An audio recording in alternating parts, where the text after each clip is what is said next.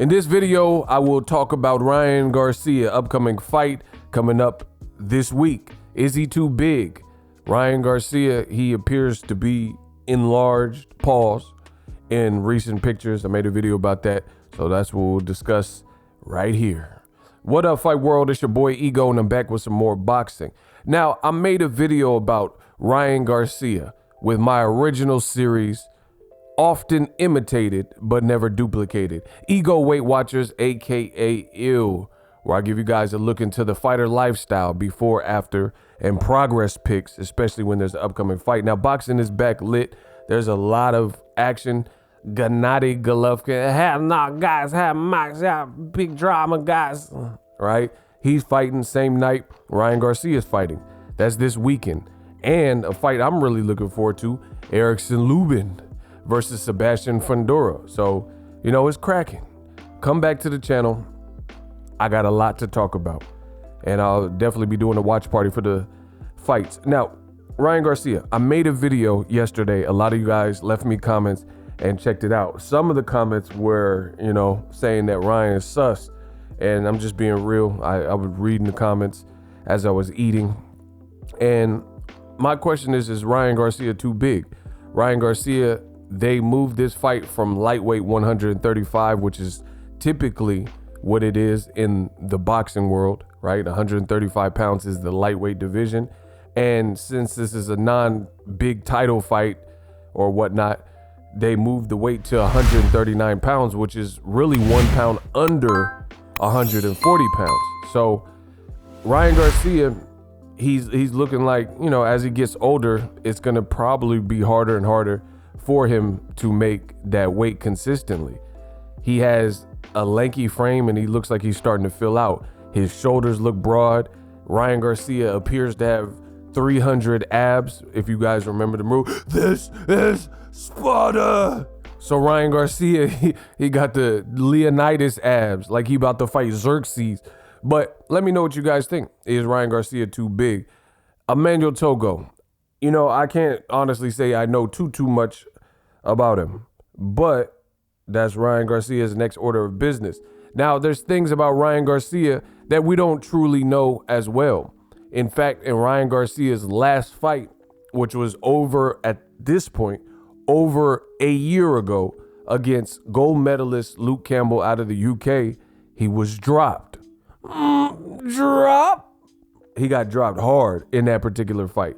And it was looking all bad. Ryan Garcia, in a recent interview, he said one thing he realized from that is how he can respond to adversity. I guess you never really know until you know. Like, you can feel what's in your heart, but when you're in certain situations, like anybody can listen to a story of somebody who's at a convenience store, liquor store or something, and the store gets robbed and say, hey man, I would have done this and I would have done this. But unless somebody's at the store actively robbing it and, you know, got the stick out, you don't really know, unless you've been in those situations before, you don't know how you're going to respond to that. People can, again, say and do whatever.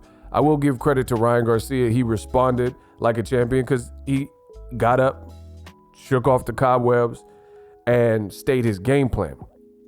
So, and he got the knockout in the end. So, you know, credit to Ryan Garcia for that.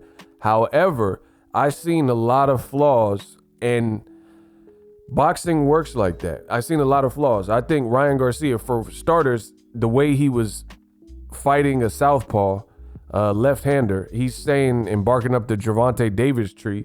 And from what I've seen, there's too many southpaw errors that he's making. Now, I'm not going to get too far into it in this particular video, but there's no one way to fight. But typically, if you ask boxing experts, there's a typical way that you fight, or one would be instructed to fight a left-hander.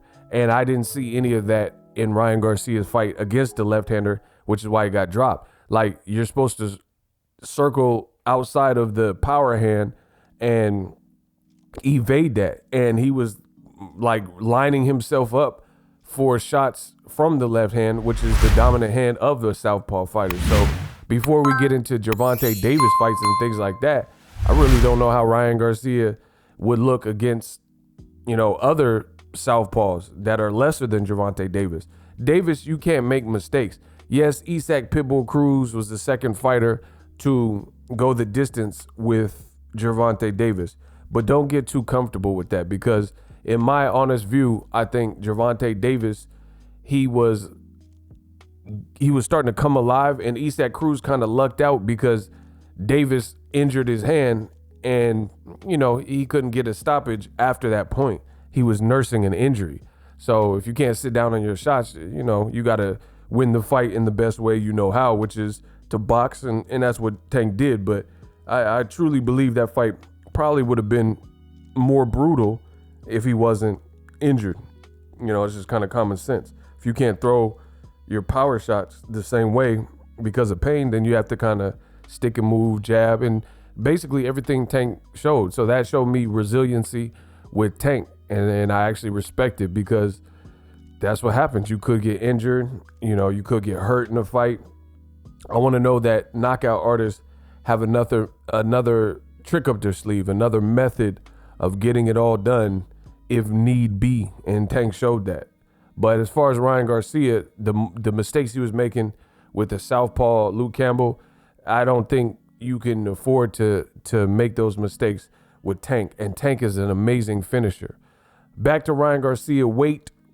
Ryan Garcia's weight, he looks like he's big. He's 5'10", 5'11", something like that. You see him next to Oscar De La Hoya, and he doesn't appear too much smaller. Oscar De La Hoya is a guy who fought Bernard Hopkins and things like that, and he's older, so, I'm just talking about stature. So Ryan Garcia, you see pictures of him next to Canelo. He looks even taller than Canelo. So as he matures and enters that mid-20s, I think it's going to be harder and harder for him to make 135 pounds personally. And I think that's why they moved this fight up to 139 pounds, especially coming off of a layoff.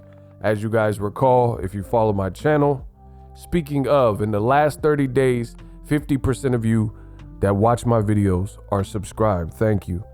The other 50%, you have failed to subscribe to the channel. Let me know what kind of content you want to see so I can earn your subscription. Maybe you forgot, maybe you didn't realize it was important to subscribe to full-time content creators. Some cases, YouTube even unsubscribes people. Whatever the situation is, you can fix it right now by hitting the subscribe button, and let me know in the comment section what you want to see to earn your subscription. Otherwise, Ryan Garcia, he looks big, six-packed up. This is an interesting fight because at the end of the day, the Tago fight, even though I don't know I've seen him fight before, but I don't know too much about him. I think the makings of upsets are usually where guys are hyped up and have the fan base coming off layoffs and, focused on social media posts and stuff. And to be honest, until Ryan Garcia continues to prove himself, he's always going to have that stigma in his fights. As long as he fights someone remotely good, is people are going to wonder, like, how, people question his discipline. If he could hack it in the Canelo payday, you want payday, I know that. The Canelo Eddie Reynoso gym, Canelo was saying that he's flawed in terms of his consistency, things like that. So let me know how I did in this video. Ryan Garcia, his weight looking big. Follow-up video, subscribe for the latest and greatest. I am the best in boxing. And I'm out. Are you tired of your YouTube videos not getting any views? Well, consider TubeBuddy. I've used TubeBuddy for years to scale up my YouTube channel. Now we're sitting over 200,000 subscribers. TubeBuddy is a browser extension that offers a ton of built-in productivity and time-saving services to take your channel to the next level. Use my link in the description to get started with TubeBuddy and level up your channel faster. We working. The future is now. The Hibernation 5s by Kenichi Bear. Hybrid gaming and lifestyle headphones. Out of the box, you can connect to any console or PC. Bluetooth ready with a low latency USB adapter, color RGB, and extreme bass mode. The Hibernation 5s adjust to you. Whether you need a gaming, travel, gym, or lifestyle headphones, the Hibernations got you covered. The new Hibernation 5s, link in the description. Customize the way you hear the world. Welcome to the nation.